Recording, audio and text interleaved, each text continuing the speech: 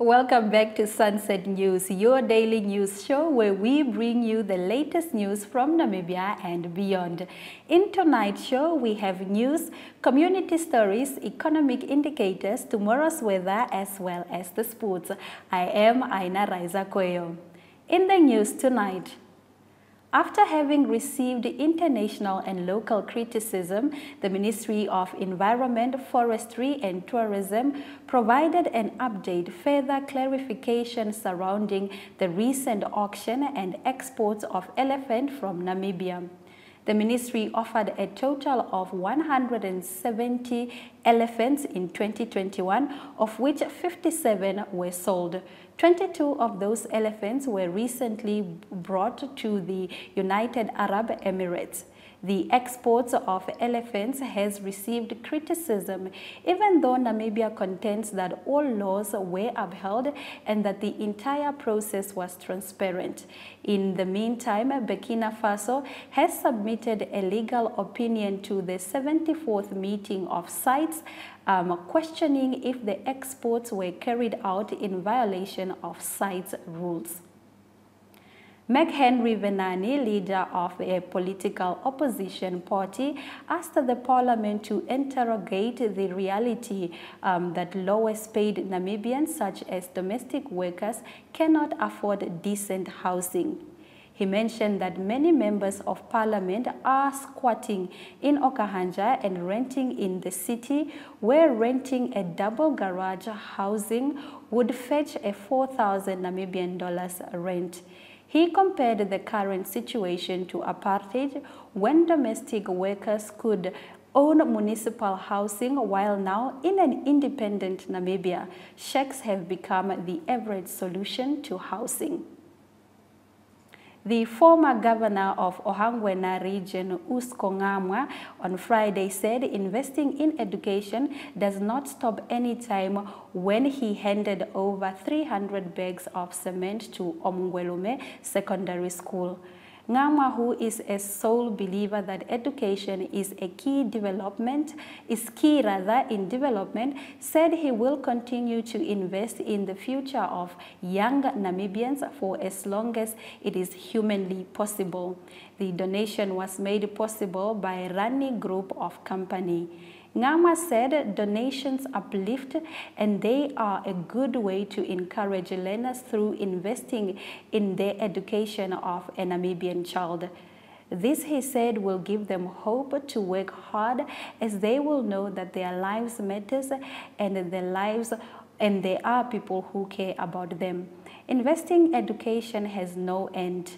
Every day is a new project to be delivered in education, he said. The Ministry of Education, Arts and Culture announced candidates who have improved their marks part-time tuition at the center at NCCSO level and the qualify to enter the AS level for the first time on full-time basis will be allowed to do so, provided that they are younger than 21 years of age and by the 31st of December this year. The ministry, in collaboration with NAMCO, also announced financial interventions for the last grade 11s who want to continue their education. This includes the ministry's commitment to partially pay NAMCO registration fees, the examination registration fee, as well as a 50% of NAMCO subject tuition fee to a maximum of 4 subjects. In our next story, the Buster Captain election of April 2021, which brought Captain Jackie Brits to power, is set to be disputed in the High Court in Windhoek on the 11th of March. Fellow candidate Reinald van Wyk has dragged Brits, Cyril Pena, Wesley Hatcher, and the election committee to court to have the election declared irregular and not free and fair, and to have the outcome set aside. However, legal representation for the defense withdrew from the case on Tuesday.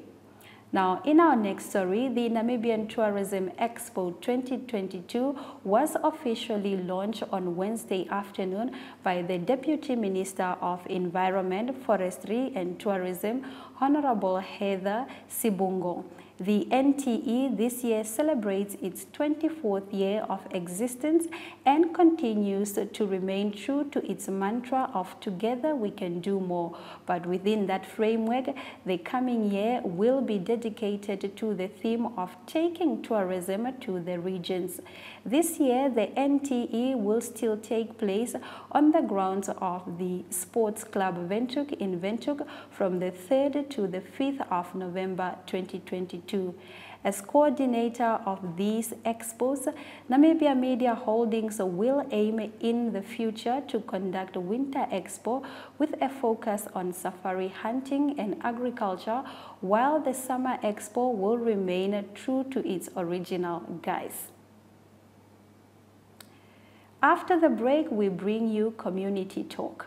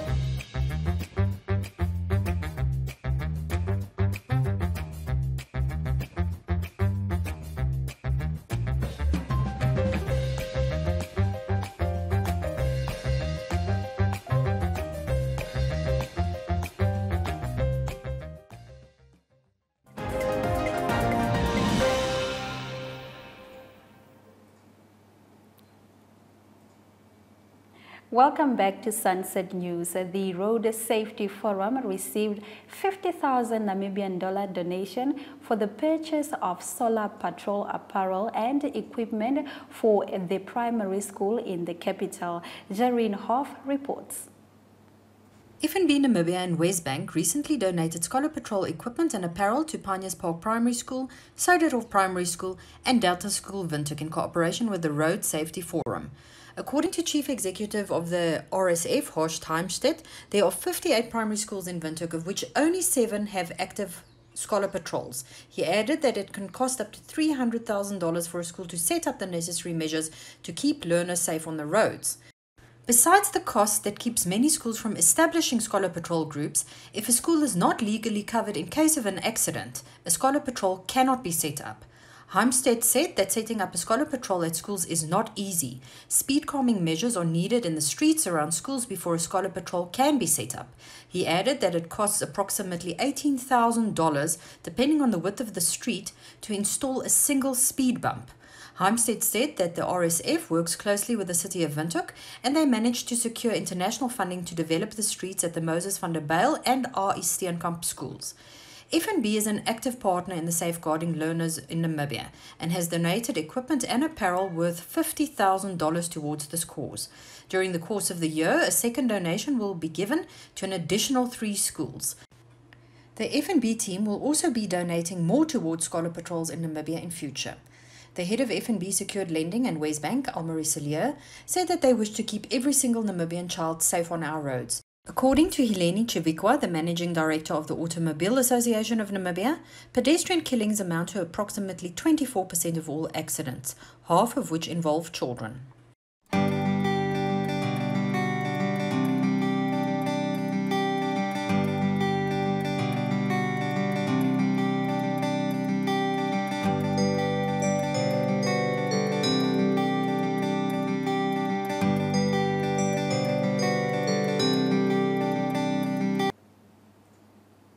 Next up in Story of the Day, we will be looking at the work of Save the Rhino Trust Namibia. Stay with us.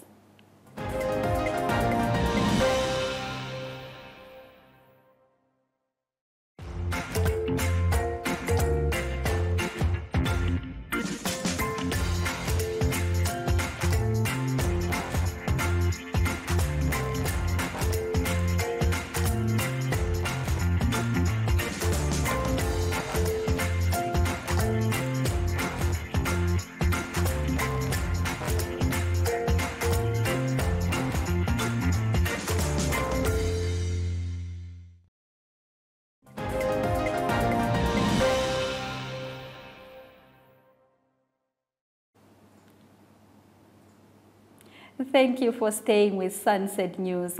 Andrew Maheba of the Save the Rhino Trust in Namibia talks to Yolanda Nell about conservation efforts to keep these gentle giants safe. We operate in an unfenced area, so it's communal land. It's the largest population of black rhino to exist outside a formally protected area, so outside like a national park. On the whole planet. These are really, really very special rhinos, desert adapted as well. They move in amongst the communities, they move freely, there's no fences. And so what we do at Save the Rhino Trust is we deploy teams at different sort of locations throughout the landscape. And these guys spend 20 to 25, sometimes 30 days monitoring rhino on foot from those camps. Wow. You know, they're out in the bush collecting data, taking photos, taking GPS readings, and basically just making sure that the rhinos are safe. They're also accompanied by NAMPOL officers. So there's one Namibian police officer with every one of our teams that we deploy for safety purposes. Can you quickly tell us what is the threat in terms of rhino poaching at the moment? Is it still increasing? Is there a decline in Namibia? Yeah, so I think overall the threat remains. I think this is evidenced by you know, the arrest of quite sophisticated poaching syndicates. And these are, you know, international criminals that are linked also to transboundary crime, to things like human trafficking and drug trafficking. And so, you know, poaching isn't just poaching. Quite often, you know, these poachers are linked to these wider international criminal syndicates. So those are still there in Namibia. We, thankfully, in the area that we operate in, so we haven't had a poaching incident reported in the last 18 months. So in that sense, we've been quite successful. But I know that some of the private farms and also some of the national parks are still being infiltrated by poachers. So the threat is for sure still there. But it's fantastic that you can say that you went 18 months without an incident. Yeah, we are extremely proud of that, and I think especially, you know, given the fact that it's an open access area, so it's outside of a national park, and I think that it just speaks to the work that Save the Rhino Trust and our partners are doing with communities. Not only our work, but also what the Namibian government has done in terms of the rhino custodianship program. So they've basically started to take rhinos out of national parks and put them into communal areas so that communities can benefit through tourism and that type of thing. So it's a real innovative program. After the break, we have economic news stories as well as economic indicators. We'll be right back.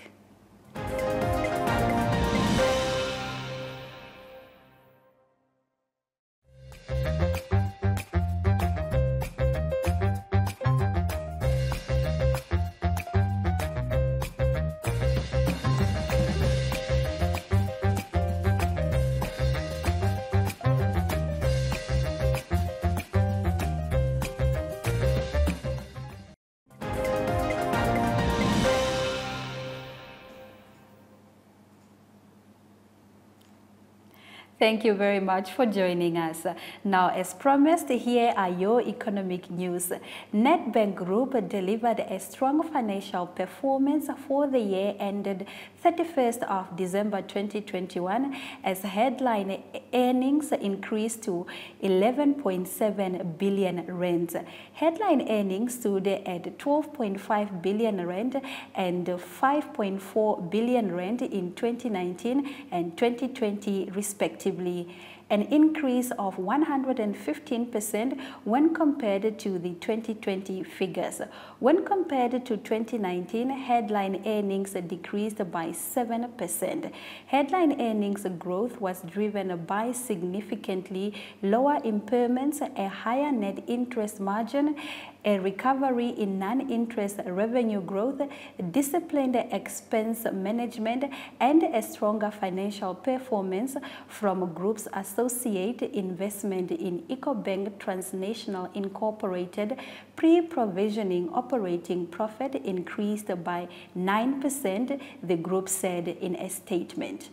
Now, in our next story, the Development Bank of Namibia has been instrumental in developing service land for a new community in Enana, the capital of Ohangwena region. Established as a town in 1999, Enana is one of Namibia's fastest growing towns, and service land is needed to ensure that the population can continue to grow while reaping the benefits of socio-economic well-being.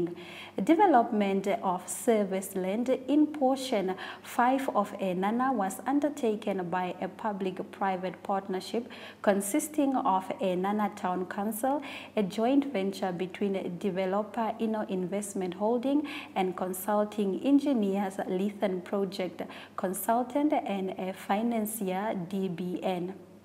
And now let's take a look at our economic indicators.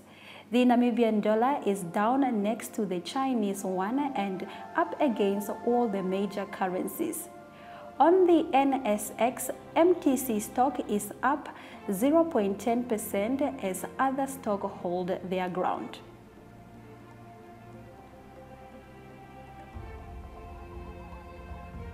The local index on the the local index closed on a 0.02% surge with an overall index dipping 1.03%.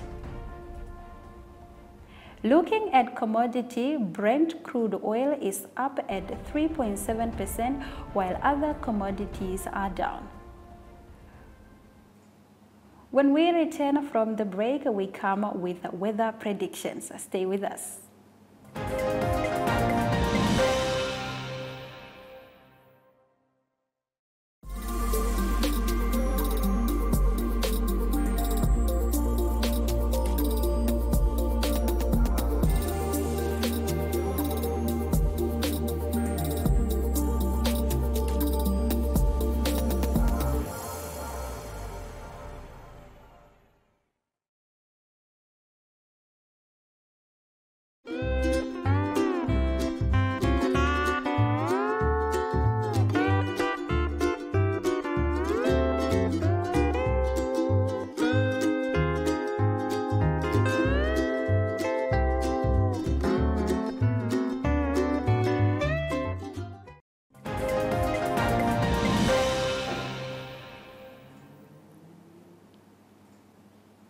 Now let's have a look at tomorrow's weather.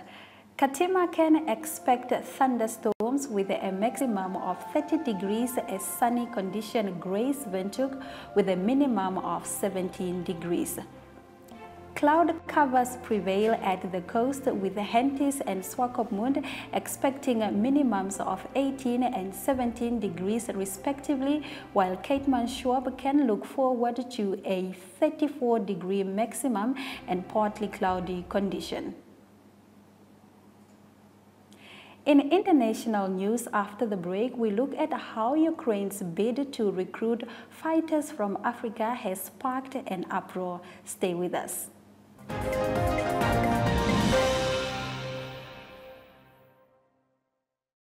Choose your Flex package with Paratus today. Sign up for ultra-fast fiber with the convenience of mobile LTE. That's 2 products in one bundle. It's new, it's one bill, and you can stay connected in more than one location. For more information, visit paratus.africa/NA. Always prepared. Paratus.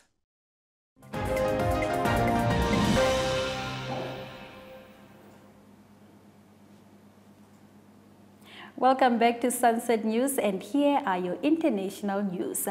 Russia's war on Ukraine is barely 2 weeks old, but Kyiv is already attracting potential foreign fighters from as far as Kenya. If Ukraine decides to pay me a very good amount of money, which I know I can't earn here, I'll definitely go there and fight. Kimanzina Shona, a student in the Kenyan capital Nairobi, said she was reacting to Ukraine's President Volodymyr Zelensky, who last week called for like-minded people to come to his country's defense against Russia's invasion.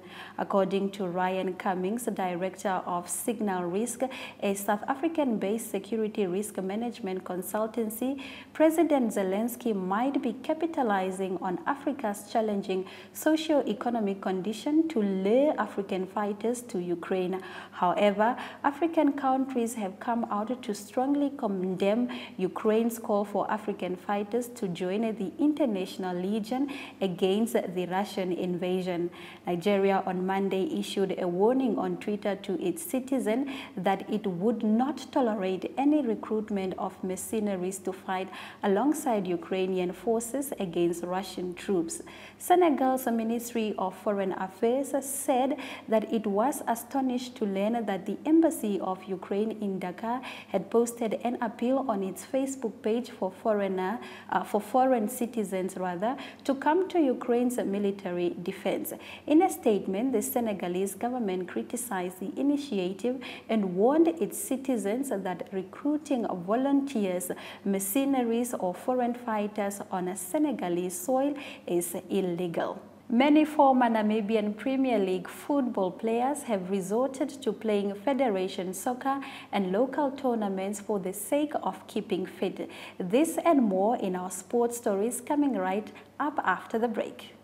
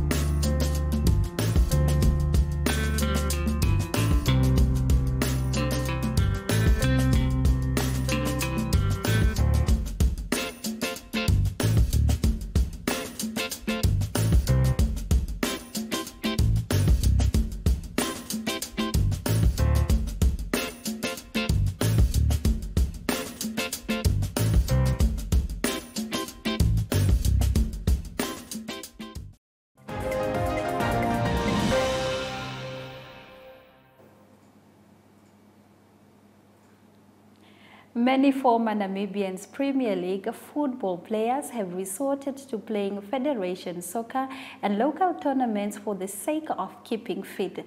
Some of the players who are also part of the national team setup say they have no choice but to risk an injury at local tournament, given that football has been on hold due to lack of sponsorship and infightings. The players hope that the infighting will be resolved and football will start again. In our next story, the Commerce Netball Region League is set to kick off in Windhoek this weekend, with several teams raring for a successful season.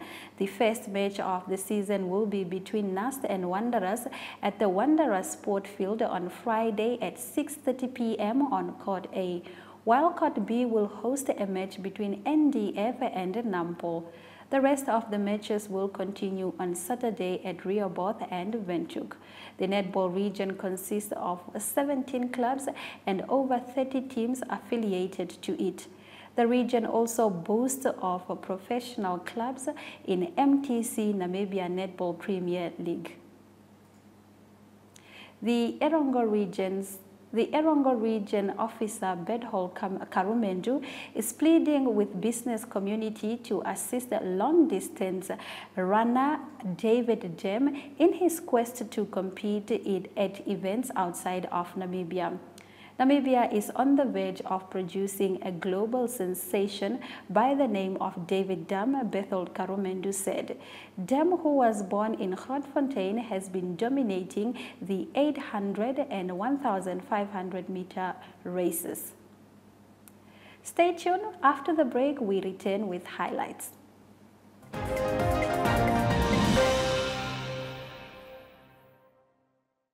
The MyNA Property Show provides viewers with the best-in-class property content, from looking for the perfect house to transforming it to the perfect home, with focus on interior designing, transforming your garden into a tranquil haven, to going green and having the funds and security of financing and insurance.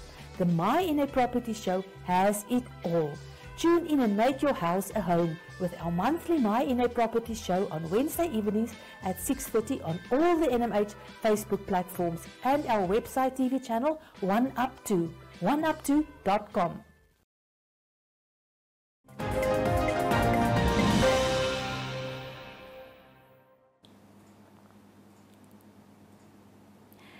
As always, we end the program with highlights from our top stories. After having received international and local criticism, the Ministry of Environment, Forestry and Tourism provided an update and further clarification surrounding the recent auction and export of elephant from Namibia. The ministry offered a total of 170 elephants in 2021, of which 57 were sold. 22 of those elephants were recently brought to the United Arab Emirates.